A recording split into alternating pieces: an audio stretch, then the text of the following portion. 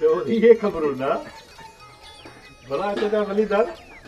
तो भला ये बिस्मिल नालो कदे खा चवराड़ शुरू के हाय हाय प्रधान जो सवाल करे चाकर की अगई ॾिसी थो न हिन दिलि में तीर कुथा पिया मारे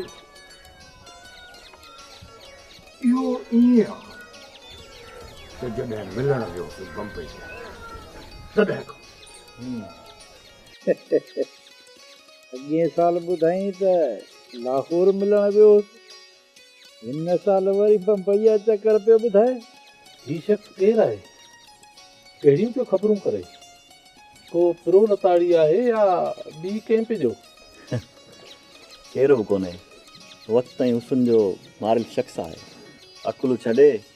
चुनूअ जी चूंड कई अथसि मतिलब त हा मतिलब त ॿी चकर आहे सम्झी वञो गैर इनकलाबी इंसान जी मंज़िल न हूंदी आहे इन करे भटकी वेंदा आहिनि पर ॾाॾा साईं त चए थो त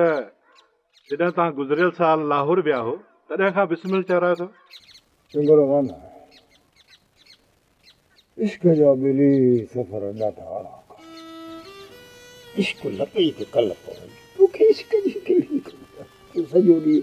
तोखे रुॻो आहे माल मता जी गणती तोखे इश्क जी कहिड़ी ख़बर बाबा हा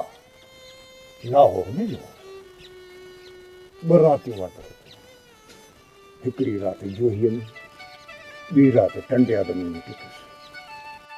टे ॾींहं शाम जो 9 बजे लाहौर वञी पहुतो उते ख़बर थी छा थियो मधुबाला जे पीउ खे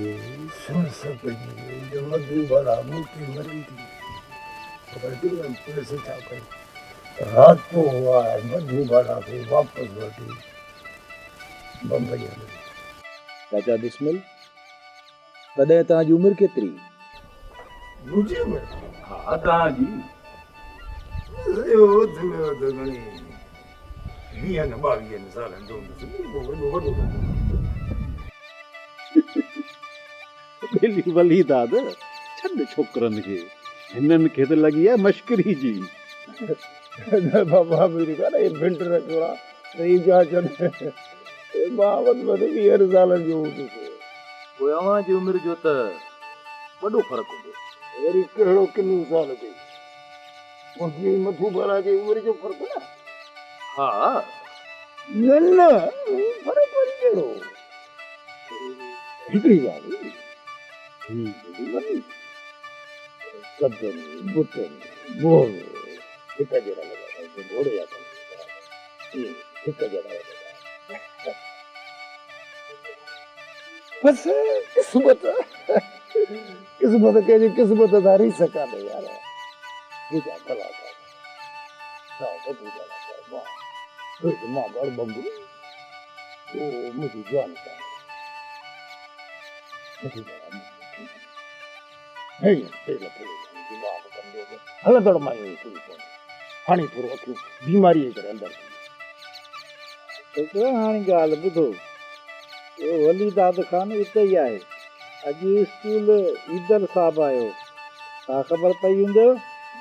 हा दादा असां त मानी जो बि चयो हा इहा मूंसां बि ॻाल्हि कई त स्कूल में ॿार घटि आहिनि